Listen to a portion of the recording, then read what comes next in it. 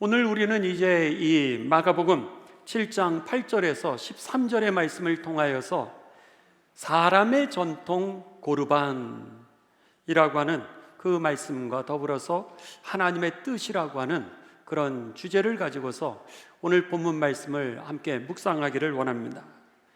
오늘 설교 말씀에 그 핵심 질문이 있습니다. 그 질문은 뭐냐면, 무엇이 우리를 거룩하게 만들까라고 하는 겁니다. 우리가 예수님을 믿으면서 거룩하기를 소원하고 또 살아가면서 우리들이 거룩하기를 소원합니다. 그런데 오늘의 말씀의 핵심 질문은 뭐냐면, 무엇이 우리를 거룩하게 하는가라고 하는 것이 핵심 질문인 것입니다.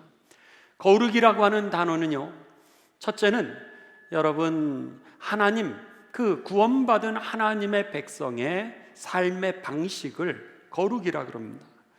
그래서 이스라엘 백성들이 430년 동안 애굽에서 종살이를 하였는데, 하나님이 이제 모세를 통하여서 저들을 종살이에서 해방을 시켜주십니다. 그리고 나서 구원받은 백성을 이제 이 시내 산이라고 하는 곳으로 인도하셔서 그곳에서 하나님의 계명을 주시는데, 계명을 주실 때 하나님이 뭐라 그러시냐면, 내가 거룩하니 너희도 거룩할지어다, 그렇게 말씀하십니다. 그러니까 구원받은 백성의 삶의 양식들, 삶의 방법은 어떤 모양이냐면, 첫 번째는 이 거룩이라고 하는 겁니다. 그 다음에 거룩이라고 하는 단어 뜻은요, 여러분, 죄로부터 분리되다, 분리하다, 그런 뜻입니다. 그러니까는 우리가 거룩하게 살아간다라고 하는 것은 오늘 죄로부터 이렇게 떨어지는 겁니다. 그러니까 거룩 자체가 죄를 멀리하게 하는 하나님의 능력이었던 겁니다. 그 다음에 세 번째, 거룩이라고 하는 뜻은요, 성경에 보면은 이제 구원받은 백성들이 하늘나라로 들어갈 때 옷을 입게 되는데, 그 옷을 거룩한 옷이라 그랬습니다. 그것을 하얀 옷을 입는다, 그런 표현을 하는데, 그 하얗다라고 하는 것은 죄를 갖다가 씻어낸 그런 상징적인 표현입니다. 그러니까는 거룩이라고 하는 것은 구원받은 사람들의 삶의 양식이고, 거룩이라고 하는 것은 죄를 물리치게 하는 능력이었고, 그리고 거룩이라고 하는 것은 하나님 나라로 들어갈 때 입는 옷이라고 하는 것이 기본적인 성경의 거룩이라고 하는 개념입니다. 그렇다면 오늘 질문은, 무엇이 우리를 거룩하게 할 수 있을까? 무엇이 우리를 거룩하게 하는가라고 하는 것이 그 핵심 질문이었던 겁니다. 오늘 성경 말씀을 여러분 우리 다 같이 이제 보실 터인데요, 오늘 본문 말씀은 이 마가복음 7장입니다. 근데 이 마가복음 7장 바로 앞에 나와 있는 6장에는 이 사건 세 가지가 나오게 됩니다. 첫 번째 사건은 뭐냐면, 30절부터 44절에 보면 예수님께서 보리떡 5개와 물고기 2마리를 가지고서 축복을 하셨는데요, 그 축복이 5,000명을 먹이고도 남는 그런 기적의 사건이 나오게 됩니다. 보리떡 5개와 물고기 2마리는요 어린아이 도시락의 양입니다. 그러니까 작년이 그것을 먹을 때는 여러분 좀 부족한 느낌이겠죠. 그랬는데 그 작은 보리떡 5개와 물고기 2마리밖에 되지 않았는데, 하나님이 축복하시니까 5,000명이 먹고도 남았다라고 하는 겁니다. 이 사건을 통하여 예수님의 오늘 누구신가라고 하는 것을 우리들에게 가르쳐 주는 겁니다. 예수님이요, 우리들의 삶을 부욕해 하시는 분인 줄 믿습니다. 아멘이시죠? 예수님이 우리가 영적으로 필요한 것, 또 육적으로 필요한 것을 예수님이 공급해 주시는 분이라는 거예요. 그러기에 인간은 누구든지 공급을 받아야 살도록 지음을 받았습니다. 아무리 여러분이 벤츠를 타고 다니셔도, 여러분들이 아무리 좋은 비행기를 타신다 그래도 조금 있으면 연료가 다 떨어지게 돼 있습니다. 인생의 건강이라고 하는 연료도 떨어지게 돼 있고요, 여러분의 사랑이라고 하는 연료도 떨어지게 돼 있고요, 여러분의 인내라고 하는 연료도 떨어지게 돼 있습니다. 그 연료를 누가 공급해 주시나? 바로 예수님이 공급해 주십니다. 사랑이 식어졌습니까? 주님 앞에 나와 기도해 보십시오. 여러분, 인내가 여러분의 에너지가 떨어졌습니까? 그렇다면 주님 앞에 예배하시기 바랍니다. 여러분의 사랑에, 인내, 희생, 축복에 에너지가 떨어졌다면 여러분, 주님을 찬송하는 가운데 공급해 주셔서 넉넉하게 하시는, 부욕케 하시는 그 하나님의 은혜를 체험하게 되시기를 주님의 이름으로 축원합니다. 이 사건을 통하여 예수님이 누구신지를 가르쳐 줬던 겁니다. 두 번째입니다. 이 사건이 있은 이후에 사람들이 많이 몰려오게 됩니다. 그러자 예수님께서는 산으로 올라가셔서 기도하시고요, 그리고 나서 제자들에게 건너편 마을로 가시도록 이제 배를 타고 보내셨습니다. 그런데 밤이 되었습니다. 밤이 되었을 때 제자들이 이제 그 호숫가에서 배가 진전을 잘 못하는 거예요. 그러자 예수님께서 저들에게 가시는데 물 위를 걸으시는 거예요. 그러자 제자들이 예수님이신지를 잘 모르고 유령이다 이러는 거예요. 유령이 아니고서야 어떻게 사람이 물 위를 걸어올 수 있겠습니까? 그러니까 예수님께서 어린아이 도시락밖에 안 되는 보리떡 5개와 물고기 2마리밖에 되지 않는데, 이것을 예수님이 축복하셨을 때 5,000명이 먹고도 남는 그런 기적을 봤음에도 불구하고 제자들은 이해가 안 되니까, 모습은 예수님인 것 같지만은 마음은 유령이라고 생각했던 거죠. 그러니까 예수님을 향하여 유령이다 이렇게 얘기를 하니까, 아니야, 내가 바로 예수야.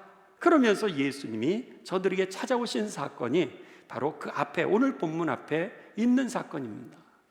예수님이 누구시라고 하는 거요? 여러분, 온 만물을 다스리시고 우리의 이성과 우리의 경험을 초월한 하나님이라고 하는 사실.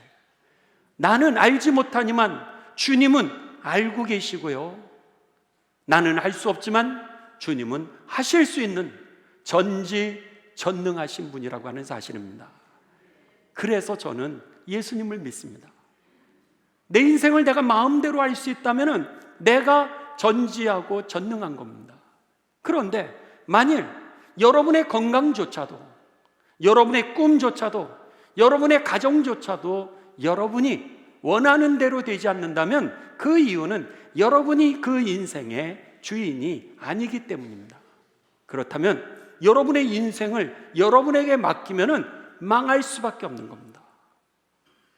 내 인생의 주인이 내가 아니라면 여러분, 내 인생의 주인이 바로 예수님이라는 거예요.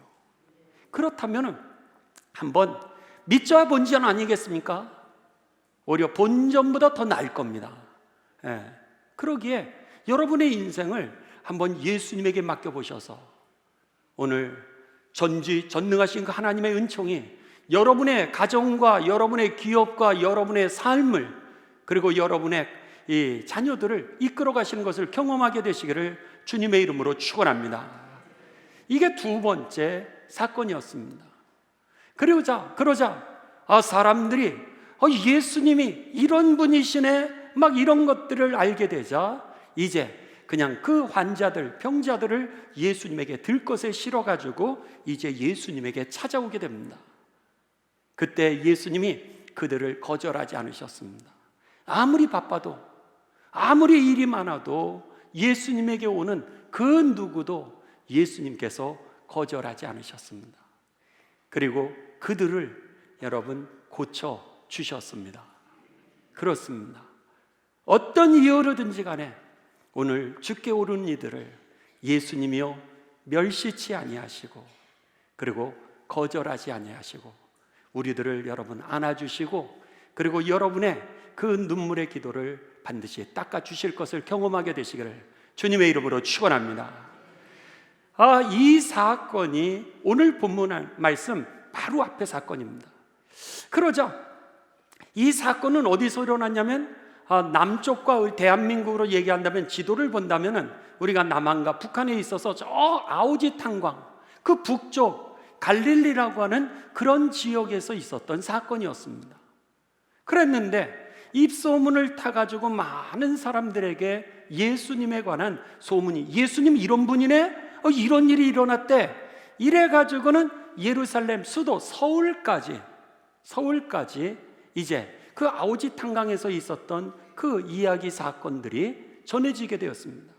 그러자 예루살렘에 있었던 율법학자들 그리고 바리새인들이 그 예수님을 보고 싶은 거예요. 이분이 누구인가 이제 궁금해가지고 예수님이 계시는 곳으로 저들이 찾아오게 된 것이 오늘 본문 말씀입니다. 자, 7장 1절부터 우리 같이 보시도록 하겠습니다. 성경을 한 절 한 절 같이 보시죠. 7장 1절 마가복음입니다. 바리새인들과 또 서기관 중 몇 명이, 여기에 서기관이라고 하는 사람은 율법을 가르치는 사람들입니다. 바리새인들과 또 율법을 가르치는 선생님들 중에 몇 명이 예루살렘에서 와서 이 수도 서울에서부터 찾아온 거죠. 예수께 모여들었다가 2절 그의 제자 중, 여기에 그라고 하는 것은 예수님입니다. 예수님의 제자 중 몇 사람이 부정한 손, 곧 씻지 아니한 손으로 떡 먹는 것을 보았더라. 이들이 와서 보니까는 이 예수님의 제자들이 배가 고팠습니다. 마침 배가 고픈데 거기에 떡이 있는 거예요. 이 떡이라고 하는 단어는 이 유대인들은 빵과 떡을 먹었습니다. 우리는 주식이 밥이었죠. 그러니까 저들이 밥을 먹는 시간이었던 거예요, 쉽게 얘기하면. 그랬는데 제자들이 손 닦고 밥을 먹으면 얼마나 좋겠어요. 손 닦고 그 빵을 손으로 잡아야 되니까 그러면 좋을 텐데 손을 닦지 않고 저들이 배가 고프니까 밥부터 먹은 겁니다. 3절 바리새인들과 모든 유대인들은 장로의 전통을 지키어 손을 잘 씻지 않고서는 음식을 먹지 아니하며 또 시장에서 돌아와서도 물을 뿌리지 않고서는 먹지 아니하며 그 외에도 여러 가지를 지키어 오는 것이 있으니 잔과 주발과 놋그릇을 씻음이로라. 3절 바리새인들과 모든 유대인들은 장로들의 전통을 지키어, 여기에 장로라고 하는 단어는 오늘날 교회의 장로님들을 의미하는 게 아닙니다. 구약에서 장로라고 하는 이 히브리어는 이 어르신이라고 하는 그런 히브리어입니다. 그러니까 우리 언어로 바꾼다면 어르신이라고 하는 단어도 되고 아니면 조상이라 이렇게 생각하셔도 됩니다. 그러니까 조상들의 전통이 있었다는 거예요. 왜냐하면 중동 지역에 먼지가 많으니까 밥을 먹기 전에 먼저 손을 씻었습니다. 그리고 저들이 이제 시장에 갔다가 밖에서 일을 하고 집에 들어오면 이 먼지가 많으니까 그래서는 정결하게 살도록 이 선조들이 몸을 씻도록 했던 거죠, 쉽게 얘기하면. 그 다음에 더 나가서 그들이 먼지가 많은 땅에 살다 보니까 이 그릇을 갖다가 거기에 닦고 밥을 먹고, 밥을 먹고 나서 그릇을 닦아서 보관하고, 이런 것들을 습관화시켜서 이것을 갖다가 뭐라 그랬냐면 정결법 이랬습니다. 정결법, 깨끗하게 사는 법. 그랬는데 조상들이 물려줬던 이 깨끗하게 살고 정결하게 사는 것을 갖다가 이제 구전으로 내려왔는데, 예를 들면 이런 거죠. 옛날에 벌에 쏘이게 되면 부모님들이 뭐를 했냐면 된장을 바르면, 벌 쏘인데 된장을 바르면 부기가 빠진다라 그랬습니다. 요즘 아이들 이 벌에 쏘이면 된장 발라주시는 가정이 있으세요? 별로 없으시죠? 근데 옛날에 민간요법에 의하면 선배들이, 조상들이 너 이 벌에 쏘이면은 된장 발라, 그러면 나. 이제 이랬던 것이 바로 장로들의 전통이라고 하는 조상들의 관습이었던 겁니다. 그런데 그 관습을 받아가지고 여기에 보시면은 나온 것처럼 바리새인이라든지 율법들이 더 세부적으로 규칙을 세우게 됩니다. 그래서는 밖에 갔다 와서 손 씻어라, 그래야 깨끗하게 병들지 않고 살 수 있어, 이랬는데 그들이 규칙을 세워가지고 이것을 어떻게 만들기 시작하냐면 이렇게 만들었습니다. 이제 집에서 손을 씻는데 이렇게 물을 여기다가 손에다가 한 움큼을 이렇게 붓는 겁니다.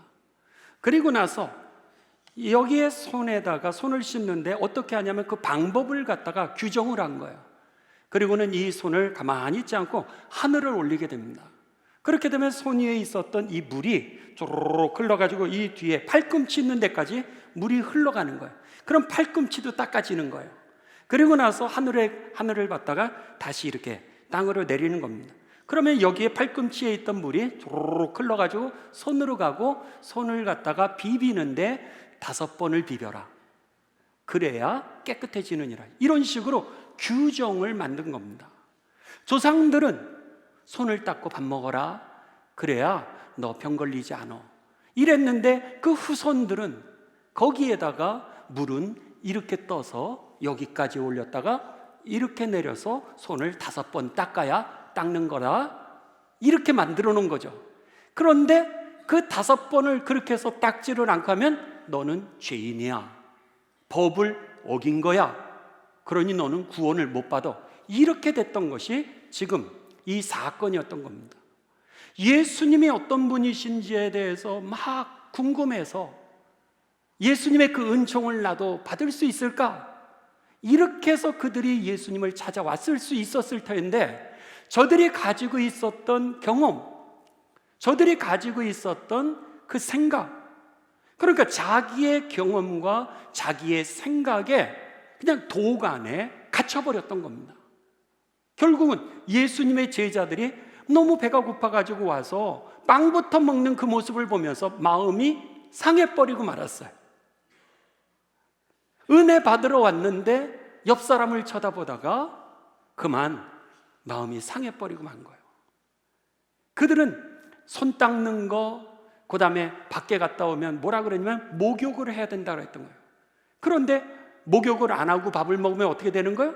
그럼 죄인이 돼서 구원을 못 받게끔, 못 받는 사람이라고 그렇게 정죄를 했던 거예요. 그러니까는 바리새인들이나 율법학자가 정말 경건하게 살라고는 애를 썼지만은 그 본질은 뭐였어요? 조상들, 그 장로들의 전통이라고 하는 것은 어떻게 해서든지 정결법, 깨끗하게 살고 병들지 않는 데 목적이 있었는데, 그 후손들은 그것을 규칙으로 만들므로 인해서 오히려 그게 나는 손을 깨끗이 닦는 사람, 나는 늘 목욕하고 밥 먹는 사람, 나는 이제 이 어떤 일을 하든지 그런 규칙을 잘 지켰는데 너는 안 했다라고 하면서 다른 사람을 정죄하는 도구로 그 본래의 의미를 다 잃어버리게 되었던 겁니다. 이게 지금 오늘 본문의 그 바로 앞에 있는 사건의 내용입니다. 5절입니다.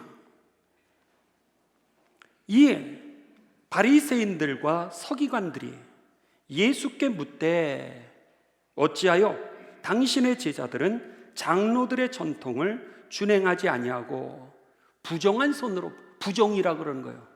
죄인이 됐다라고 하는 거죠. 그래서는 이 부정한 손으로, 손 씻지 않은 손으로 떡을 먹나이까 마음이 상했던 거예요.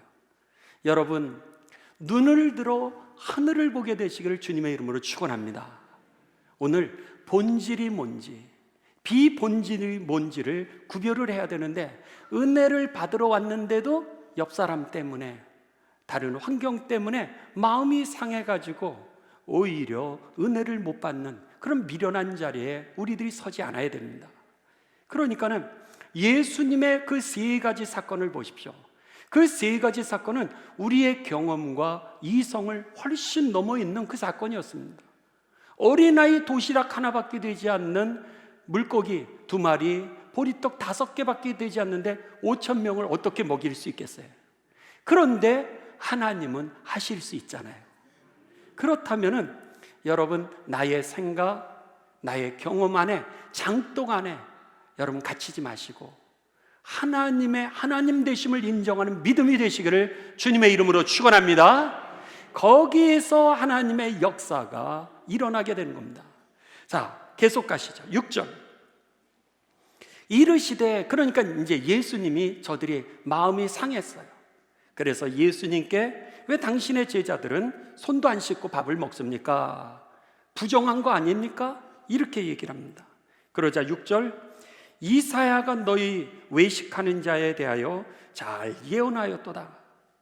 기록하였으되 내 백성이 입술로는 나를 공경하되 마음은 내게서 멀도다. 지금 이사야 선지자는 예수님이 오시기 전 700년 전에 그 예언자였습니다. 그랬는데 그 700년 전에 있었던 이사야가 뭐라 그랬냐면, 이 백성이 입술로는 나를 공경하되 마음은 내게서 멀도다. 바리새인들과 그 율법사들이 하나님을 사랑해서 말씀대로 살아가려고 하는 열심은 있는데 그 마음은 하나님에게서 멀대는 거예요. 오히려 나의 의를 드러내고 나야 만족으로 믿음을 가지고 있고 다른 사람은 마음대로 정죄하는 그 모습, 하나님에게서 멀다는 게 뭐예요? 예수님의 마음이 없다는 거예요. 이게 중요한 겁니다. 나를 거룩하게 하는 것은 여러분, 오늘 우리가 행하는 어떤 행위가 아니라 예수님의 마음이 우리를 거룩하게 하는 줄을 믿으시기를 주님의 이름으로 축원합니다. 예수님의 그 마음이 있어야 됐던 거예요. 장로들의 전통은 오늘 사람들이 건강하기를 원했던 거잖아요. 깨끗하게 살기를 원했고 행복하게 살기를 원했던 게 그 전통의 그 핵심 내용이었던 거예요. 근데 그게 어느 순간인가 변질되어서 이게 경건의 모양처럼 사람들은 그것을 지켜야 되는데 오늘 그 마음은 예수님의 마음이 그들에게 없었던 겁니다. 그래서 예수님이 지금 마음 상해서 이 사람들이 죄인 아닙니까?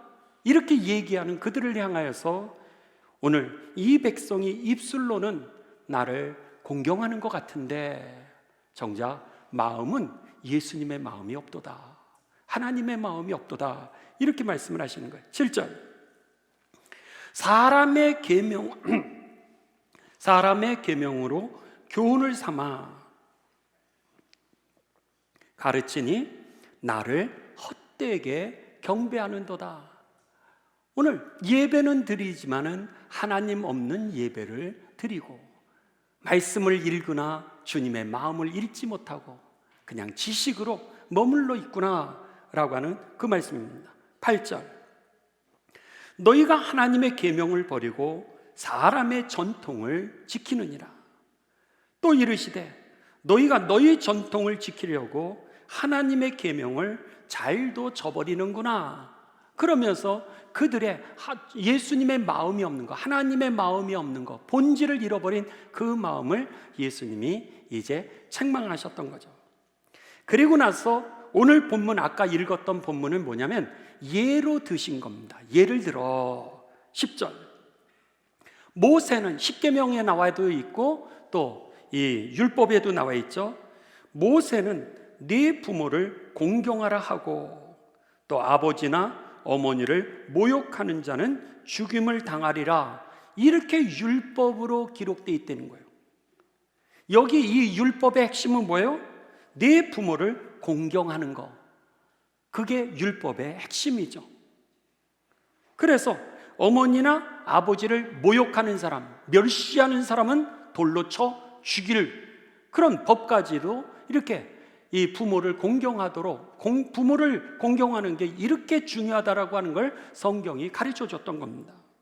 그런데 오늘 바리새인과 서기관은 어떻게 하냐면 11절, 너희는 이르되 사람이 아버지에게나 어머니에게나 말하기를 내가 드려 유익하게 할 것이, 내가 드려는 용돈입니다. 쉽게 얘기하면 내가 부모님을 행복하게 해드리기 위해서 용돈을 드려서 그렇게 유익하게 할 것이 고르반, 이 고르반이라고 하는 단어를 여러분 기억하시 바랍니다. 고르반, 곧 하나님께 드림이 되었다고 하기만 하면 그만이라 하고 자기 아버지나 어머니에게 다시 아무것도 하여 드리기를 허락하지 아니하여. 이게 무슨 얘기냐면요, 고르반이라고 하는 이 단어는 이 히브리어입니다.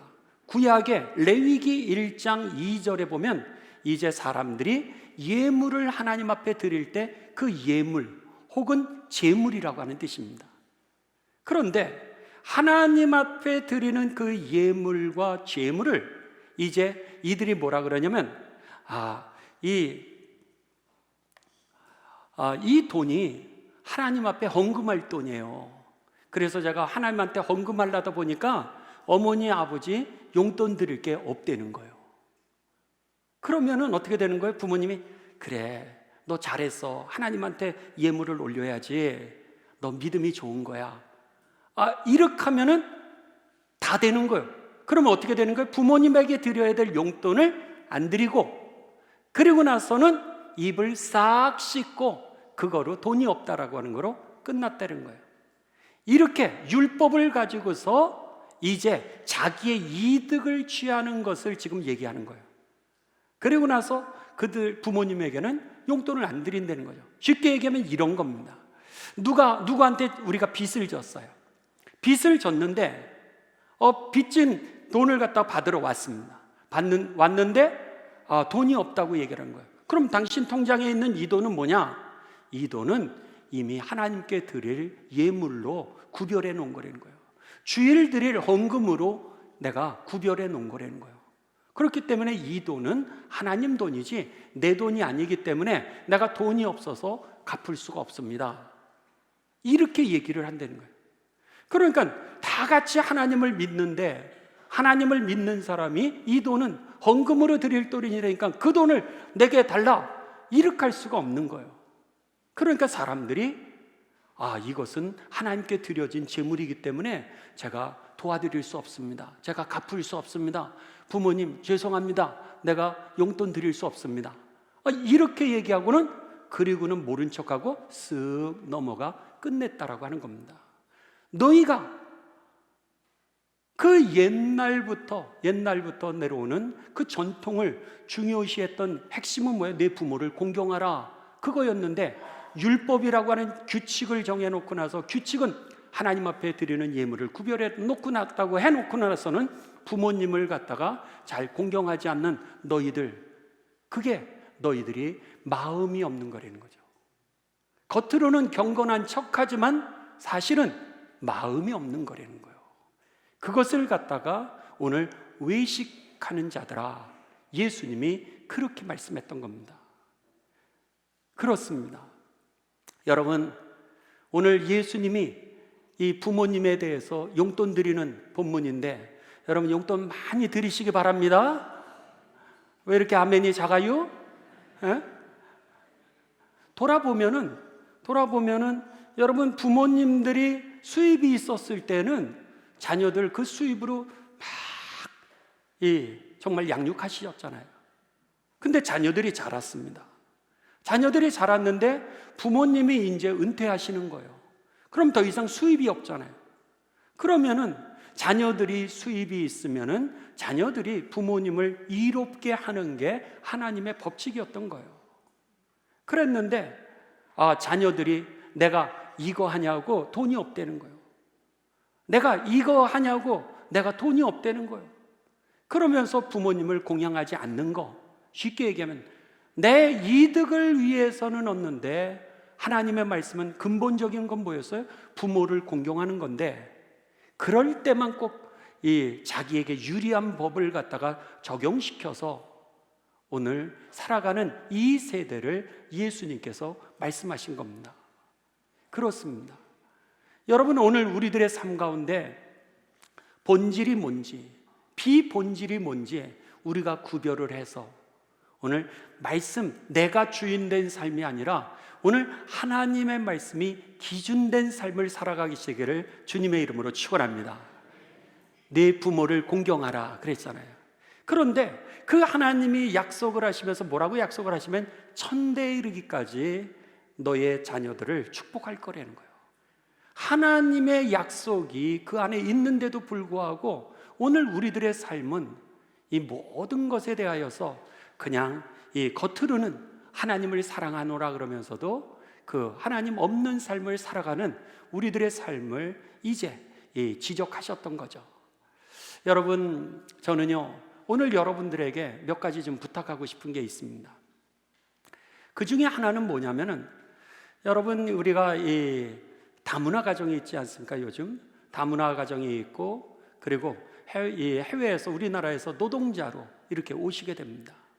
그랬는데 우리들이 그분들을 갖다가 이제 고용을 해서 일을 시키게 됩니다. 그랬는데 고용해서 일을 시켰으면 노동한 대가를 줘야 되는데, 그 사람이 때로는 불법 이민자가 될 수도 있고요, 아니면 불법적으로 일하는 사람이 돼 있을 수 있는데 그 사람에 대해서 노동을 착취하고 그 사람에게 임금을 안 주는 거예요. 여러분, 그것은 하나님이 원하시는 거냐? 아닙니다. 그러니까 우리가 만일 그 사람이 불법 여기에 영주하고 있는 사람이다, 불법 체류자다, 혹은 일하는 게 불법이다, 그렇게 생각하면 여러분들이 안 받으셔야 됩니다. 그를 고용하지 않으셔야 돼요. 그런데 그분을 고용하고 나서 다 일을 했더니 너는 불법 이민자니까 노동청에다가 신고도 못할 거라고 그 약점을 잡아가지고 그에게 임금 지불을 안 하는 거예요. 여러분, 오늘 우리가 해외에 나가서 복음을 전하는 것도 중요하지만 해외에서 우리나라에 와 있는 그 노동자들에게 복음을 전하는 것도 오늘 선교라고 하는 영의 눈이 열려지게 되시기를 주님의 이름으로 축원합니다. 그들이요, 한국에 대해서 그 한 명 악덕 주인 때문에, 악덕 고용인 때문에 대한민국을 싫어한다 그러면은 나라 전체에 대한 여러분 죄를 짓는 겁니다. 뿐만 아니라 오늘 그리스도인들, 혹시나 그 주인이 집에 그리스도의 표구가 있어요, 하나님 말씀에 대한 표구가 있다거나 자동차에 십자가가 있다고 생각을 해보십시오. 그럼 그 마음이 어떻겠어요? 모든 그리스도인들을 다 미워하게 될 겁니다. 오늘 먹고 살아야 되는데, 먹고 살기 위해서 그렇게 노동을 했는데도 불구하고 그 돈을 갖다가 착취를 한다면 그것은 여러분 불법 이민자라 할지라도, 아니 불법으로 일했다 할지라도 내가 하나님 앞에서 주님의 마음이 없었던 거죠. 또 여러분들에게 부탁을 드립니다. 집을 갖다가 전세를 주신 분들이 계십니다. 그렇다면은 여러분, 전세를 주셨다면 전세 들어온 분이 잘 살 수 있도록 여러분들 집을 깨끗하게 만들어 주시길 바랍니다. 수도가 고장났는데도, 아니 보일러가 고장났는데도, 쉽게 얘기하면 우리가 그 집 지금 추워가지고 손발이 점점 시려오는 그런 날인데도 불구하고 그것을 길게 여러분 이 사람을 구해주지도 않고, 아니면 당신이 고치라 그러면은 주인이 해야 될 몫은 주인이 해주셔야 됩니다. 부자는 부자답게 살아야 되고요, 가난해도 가난한 그 양만큼 우리가 하나님의 나라의 그리스도인답게 살아야 되는데, 오늘 우리가 다른 사람에게 전세를 줬음에도 불구하고 그분들에 대해서 우리들이 잘 배려를 못한다면 그것 또한 여러분 하나님이 우리들에게 축복을 주신 이유가 아닌 줄을 믿습니다. 복의 근원이 되도록 오병이의 기적을 나타내신 것은 작은 것까지도 우리가 콩을 반쪽이라도 나눌 때 거기에 하나님의 역사가 일어나는 하나님의 말씀을 가르쳐 주셨는데, 우리들은 가진 자로서 그럼에도 불구하고 약자들을 우리가 돌아보지 못하는 적이 얼마나 많은지 모릅니다. 또 여러분, 이제 이 집을 전세를 했다가 2년마다 재계약하면서 다른 데로 이동을 해야 되잖아요. 이동을 하시는 분들이 있습니다. 그랬을 때 물론 집을 옮길 때는 그 집을 깨끗하게 해주는 건 맞죠. 해주는 건 맞지만 너무 과하게 여러분들 요구하지 마시 바랍니다. 그래서는 이사하는 사람들이 이사하는 것도 어렵고 힘든데 우리가 기본만 그렇게 하면 되는데 자꾸 욕심을 부려서 원상복귀를 하는데 이런 것까지 해가지고 주인이 해야 될 몫을 이제 그 나가는 사람에게 뒤집어 씌워가지고 그 이득을 취하는 사람도 여러분 하나님이 원하시는 일이 아니라고 하는 겁니다. 그런 면에서 우리가 예수님은 와서 막 기도하고 예배는 드리고 경건한데 예쁘게는 입었는데 집에 가면 내가 다른 사람의 돈은 빚은 갚지 않고 이래서 안 되고 저래서 안 되고 부모님 용돈도 안 드려서 이래서 못 드리고 저래서 못 드리고 그리고 내가 임대업자가 되면은 그들에게 있어서 어떻게 해서든지 생활을 좀 잘할 수 있도록 그렇게 도와줄 수 있는데 그런 마음이 없는 적이 얼마나 많은지 모릅니다. 그뿐만이 아니라 여러분 밤에 아무도 없으니까 어떻게 해요? 쓰레기 버리고 우리 교회 앞에도 여러분 이 잔디가 있지 않습니까? 새벽에 새벽 기도 끝나고 날이 새면 거기에 강아지 똥들이 모여 계세요. 낮에는 강아지 똥들을 가져가시는데 밤은 왜 안 갖고 가는지 모르겠어요. 그런 겁니다. 쉽게 얘기하면 우리들이 안 보는 데서 담배꽁초, 저희 아파트에 이제 지하에서 이제 이 지상으로 올라올 때 가끔 제가 말씀드리지만은 계단마다 음료수 병들이 있는 거예요. 그거 집에 가서 버리시면 될 텐데 집에를 안 갖고 가고 계단에다가 다 예쁘게 데코레이션을 해놨어요. 이제 그런 거. 그리고 틈만 있으면 거기다 담배꽁초를 다 꽂아놓고 올려놓은 집에 가서 버릴 수도 있는데 그런데 다른 사람이 안 보니까 오늘 그렇게 살아가는 이 모습에 대해서 예수님은 그것이 너희가 오늘 하나님께 예배는 드리나 마음은 하나님에게로부터 멀도다 이렇게 말씀했던 겁니다. 여러분 오늘 예수님의 마음을 갖고 살게 되시기를 주님의 이름으로 축원합니다. 그 예수님의 마음이 우리들로 하여금 하나님 나라의 백성답게 살게 하는 능력이고요. 그 마음을 가졌을 때 죄를 물리칠 수 있는 그 능력이 내게 임하게 되는 것이고요. 더 나아가서 그 예수님의 마음을 품었을 때 그것이 내 삶이 되어서 하나님 나라에 들어가게 되는 거룩한 옷이 될 줄을 믿습니다. 바라기는 저와 여러분이 오늘 예수님 너희가 예배를 하나 마음은 하나님께 멀도다 이 말씀을 기억하시면서 오늘 예수님의 마음을 가지고 거룩하게 살고 죄는 물리치고 하나님 나라에 한 명도 빠짐없이 다 들어가게 되시길 주님의 이름으로 축원합니다.